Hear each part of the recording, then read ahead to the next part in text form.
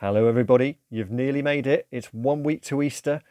COVID regulations changed, now the rule of 6. Nothing else changes for us, I don't think, but maybe you could have, Smile can have walks with 6 people rather than 2, and similarly recovery team.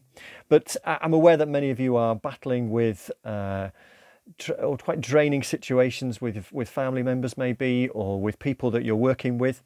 And in Nick's case, trying to move house over Easter.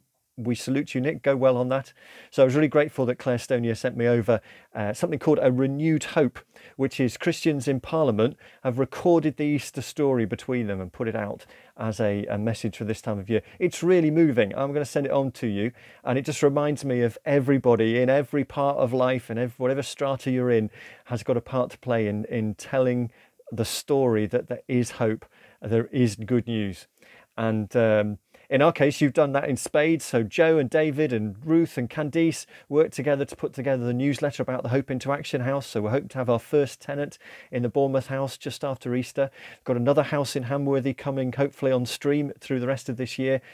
Could do with some more investors. And wouldn't it be amazing to have a series of houses all over towns where we could see Christians supporting individuals who are moving out of really difficult situations. So we need more investors. So if you get that newsletter, please pass it on to somebody else, because they may know somebody else who may be willing to invest, or indeed a church who wants to come alongside on that.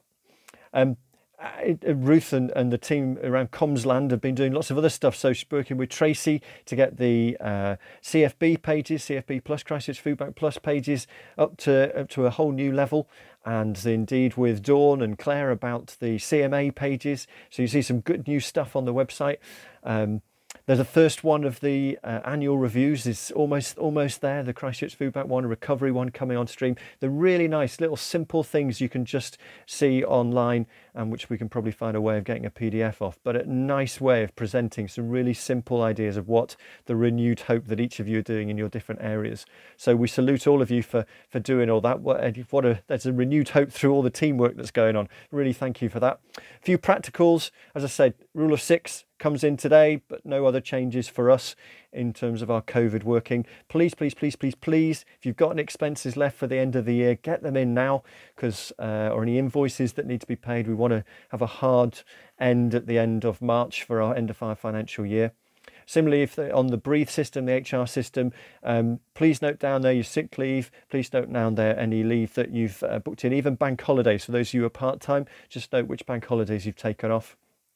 And a reminder that something I'd picked up last week, some of you may be working closely with the crisis team in Poole at the council, and really excellent, just a load of support. Their phone number's changed. I'm going to put it into the email and into the WhatsApp, so you've got the right number to call. And a very practical point, don't mess around with penknives, otherwise you end up like this.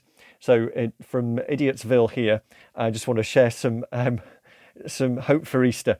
There's loads of stuff coming after Easter, which we're going to get into. But for now, my prayer is just that you'll be able to take a bit of space, to get a bit of a breathe, and to have renewed hope over Easter.